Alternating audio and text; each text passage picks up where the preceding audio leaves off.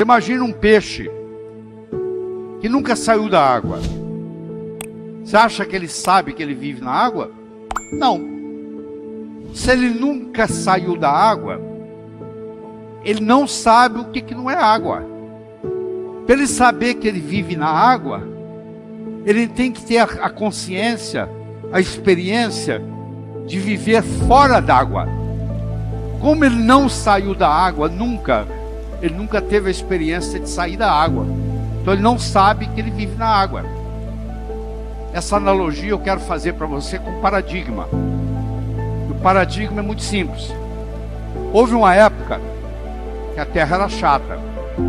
Quer dizer, acreditava-se que o navio ia viajar nos mares e que chegava uma hora que ele caía no final do mundo. Tanto é que a mulher do marinheiro ia com uma roupa para o porto, se despedia do marido. Antes de voltar para casa, ela se vestia de preto, que ela ia ficar de luto, que a maioria não voltava, que morria durante a viagem. A maioria morria, na realidade, de escorbuto. Mais da metade dos marinheiros morriam de escorbuto, deficiência de vitamina C. Mas muitos, o navio afundava e eles não voltavam. E aí acreditava-se que morreu porque caiu no final do mundo.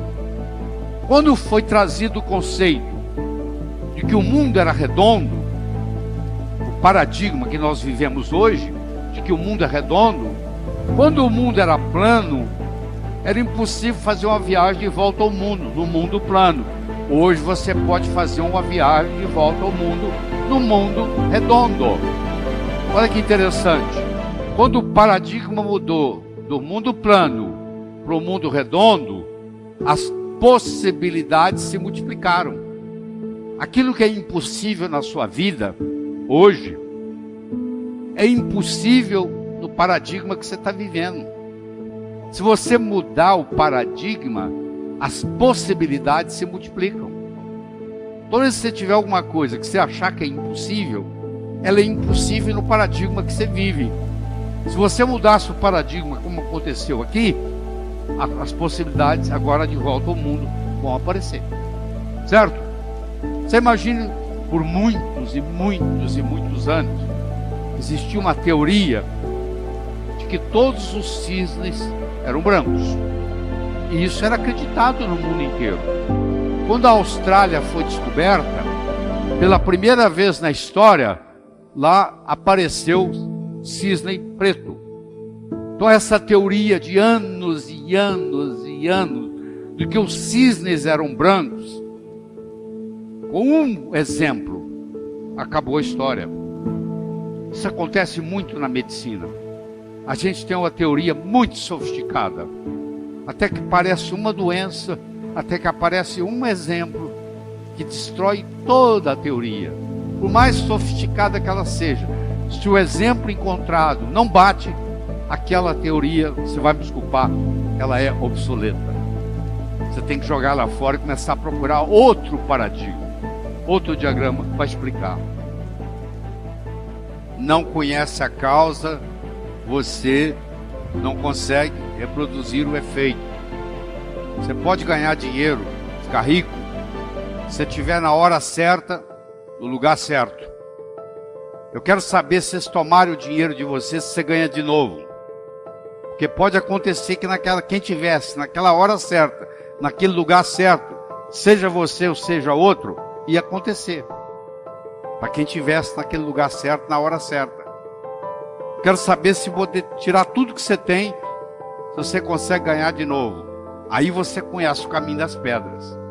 Se você não conhece a causa, você não consegue na vida reproduzir os efeitos.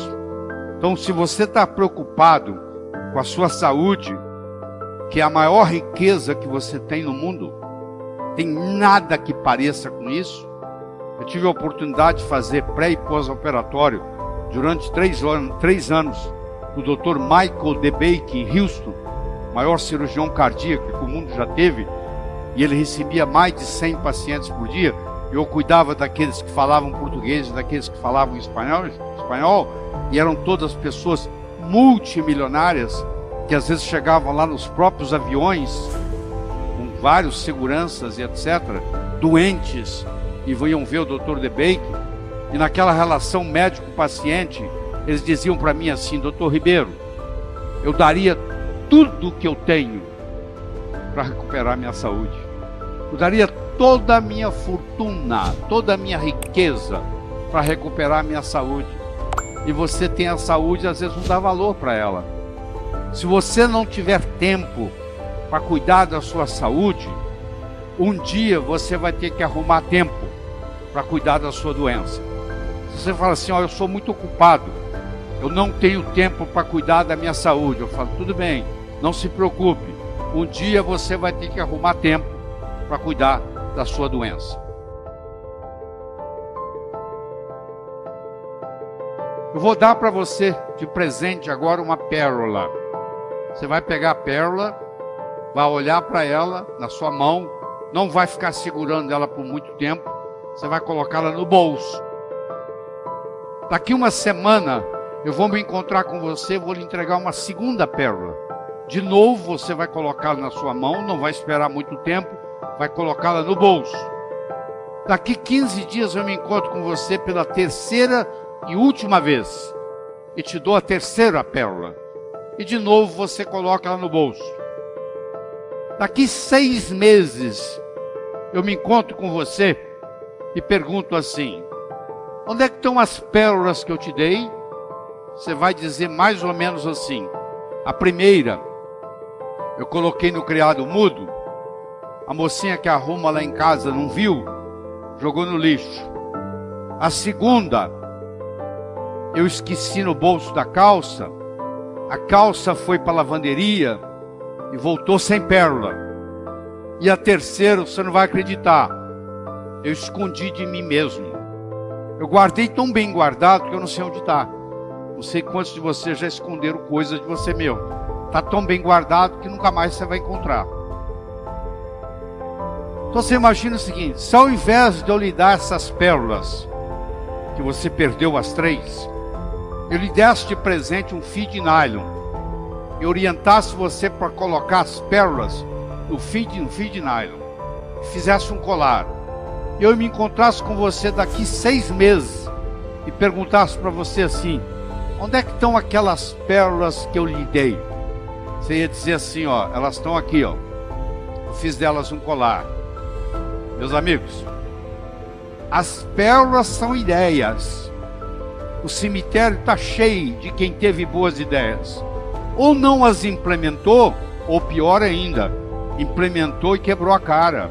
Você não sabe que com uma boa ideia pode estragar uma pessoa, uma boa ideia pode estragar uma empresa, uma boa ideia pode estragar uma família. No frigir dos ovos, o que interessa não são as pérolas, e sim o fio de nylon que segura elas. Eu encontro médicos na minha área, que eu posso falar, que tem muito conhecimento médico na cabeça, mas não tem modelos. O paciente chega na frente deles e eles não sabem fazer o diagnóstico, apesar de todo o conhecimento, mas faltou modelo. Isso é muito comum no ensino da medicina. Tem muito conhecimento, tem muita pérola, mas não tem o fio de nylon que segura isso e faz a diferença. É a diferença que vai fazer a diferença. É você ter modelos. Então, nesse poder do conhecimento, é muito mais importante você ter o modelo do que o conhecimento per se. Porque o modelo vai ficar ali com você pro resto da vida, enquanto que a informação, ela desaparece do seu cérebro. Ela some, igual as pérolas.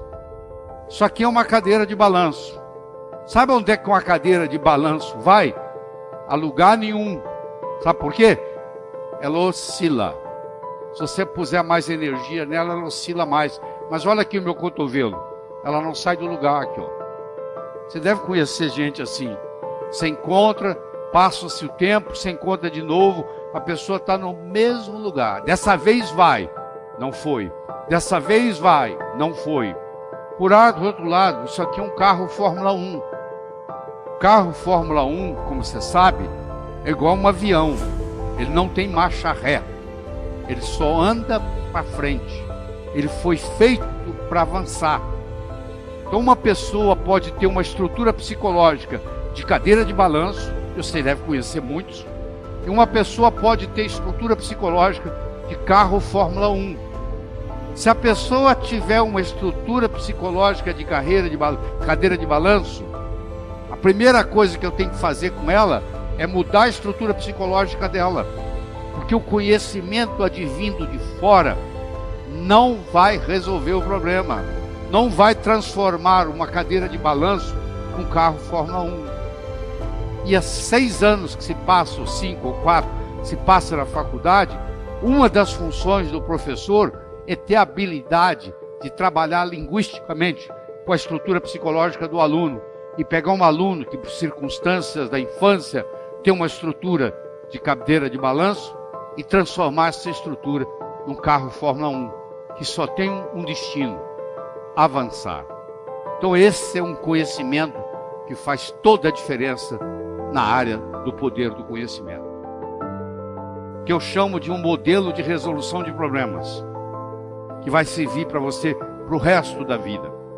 Eu reuni as 300 e poucas pessoas que reportavam no meu departamento e disse para elas o seguinte: a partir de hoje, você só entra no meu escritório se você for capaz de me responder 4 perguntas.